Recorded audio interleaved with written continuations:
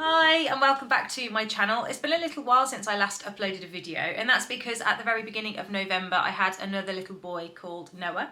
So I've got an Eli and a Noah now, and I've been on maternity leave since then. So I'm planning on going back to teaching part-time at the end of February. So I thought I'd use any downtime I might get in the meantime to try and record some YouTube videos. So yeah, welcome back, first of all. Now this video is going to be super similar to the autumn inspired teaching pieces that I did and also the Halloween one. I was planning on doing like a festive Christmas version, but it just wasn't going to happen because I had a baby. So yeah, I thought New Year, try and get a video out, and it's all going to be to do with the season winter. So not festive, not Christmassy, but winter inspired.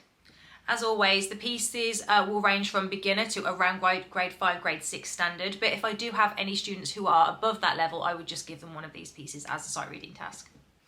Piece number 1 is a piece called Winter Palace by one of my favourite composers, Pam Wedgwood. The reason I like this piece is because we're in the key of D minor, we're in 3/4 time, the left hand is super simple, and the right hand has a really strong repetitive melody with only small changes in hand position.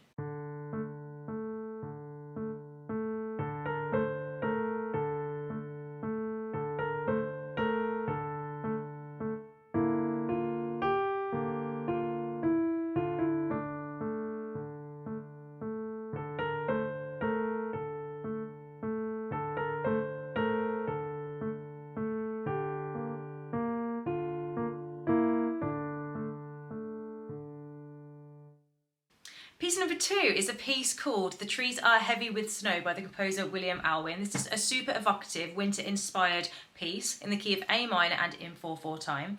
The left hand and the right hand stay in position for the most part, covering the first 5 notes of the A minor scale. And it's not until bar 15 where the left hand moves position and starts to oscillate between the notes G sharp and E, which is quite unpredictable, and then it moves chromatically. There's also lots of dynamic and tempo variation.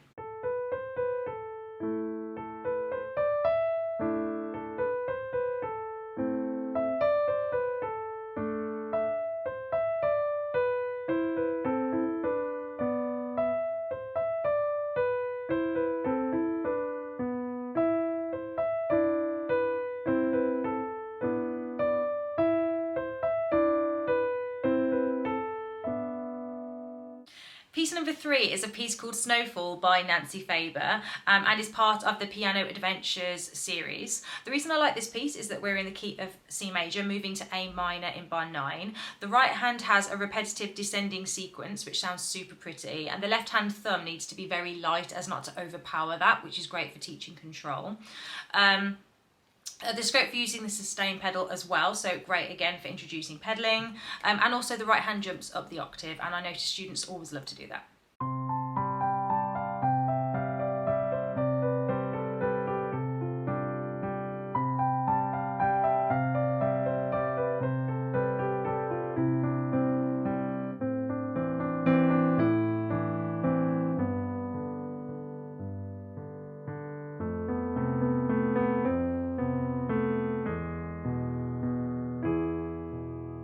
Piece number 4 is one of my favourite teaching pieces of all time, and it's a piece called The First Flakes Are Falling by the composer Helen Madden.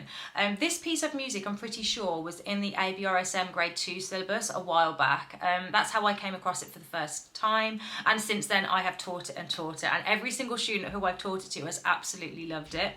It's extremely evocative.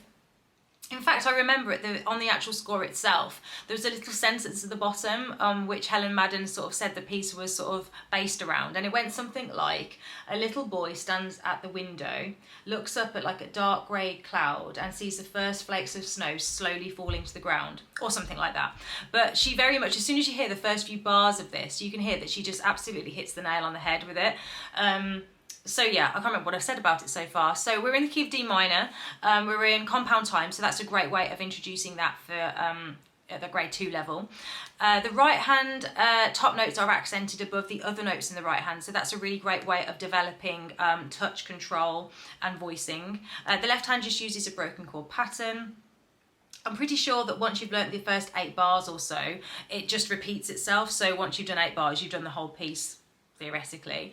And also there's tons of scope for dynamic and tempo variation.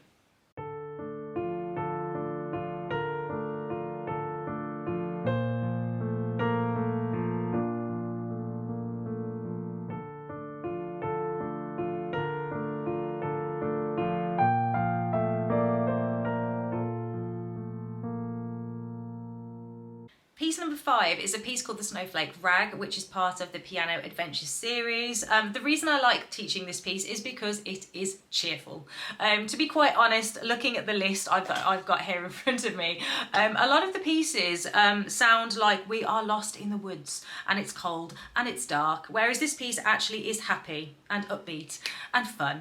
So that's the main reason why I like to teach this. It's a great way to introduce students to ragtime for the first time. The left hand has got that steady march-like rhythm and the right hand has got the syncopated ragged melody accenting between the main beats.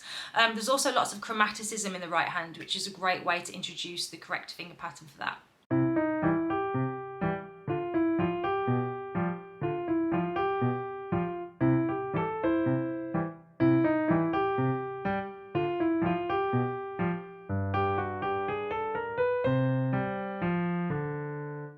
Piece number 6 is the Snow Prelude number 3 by Ludovico Einaudi. The reason I like to teach this piece is that we're in the key of C major and we are in compound time.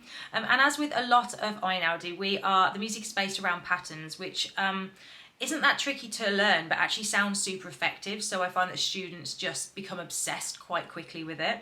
The left hand has this really lovely descending chromatic bass note pattern, and the right hand has got a super sweet tune with plenty of room for expression.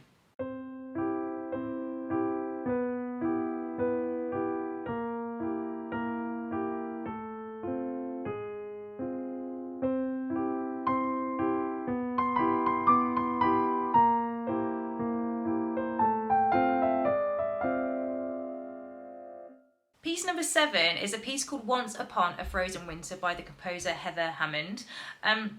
This piece is super charming with that sort of reminiscent sound about it. We're in the key of A major in 3/4 time. The tempo's at a walking pace with lots of room for rubato. This is a great piece to explore pedaling with, and the right hand melody has lots of scope for phrasing too.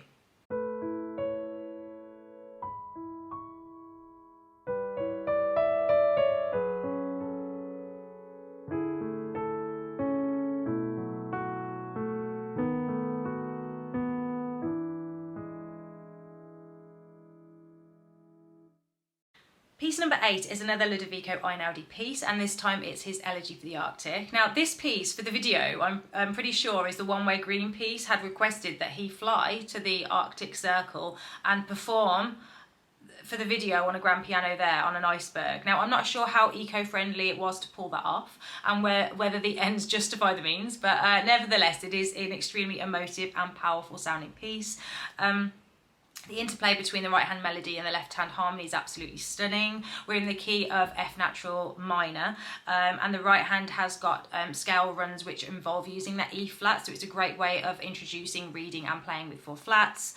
And to do the piece justice, the articulation really does need to be on point, and students really must adhere to all the tempo changes and the fermata markings and things like that.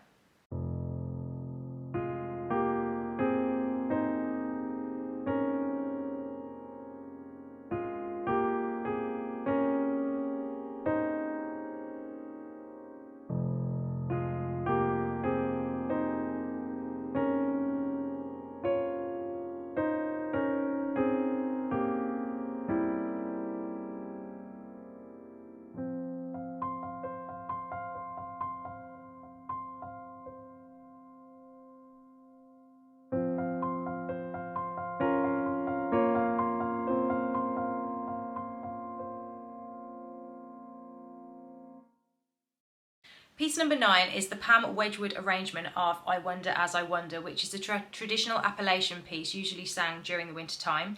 The reason I like to teach this piece is because it's super intuitive for the learner, but it sounds great. The score's formatting is super clear. We're in the key of A minor using compound time, and there's lots of scope for developing phrasing and effective pedaling.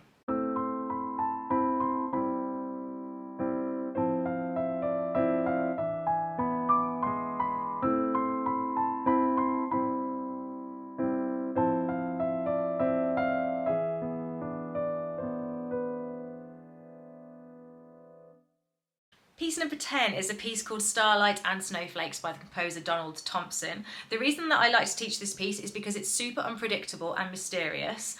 We're in the key of E minor with lots of accidentals. The right hand's up an octave and the left hand is also up in the treble clef. And there's lots of pianissimo playing, which is perfect for developing a delicate touch.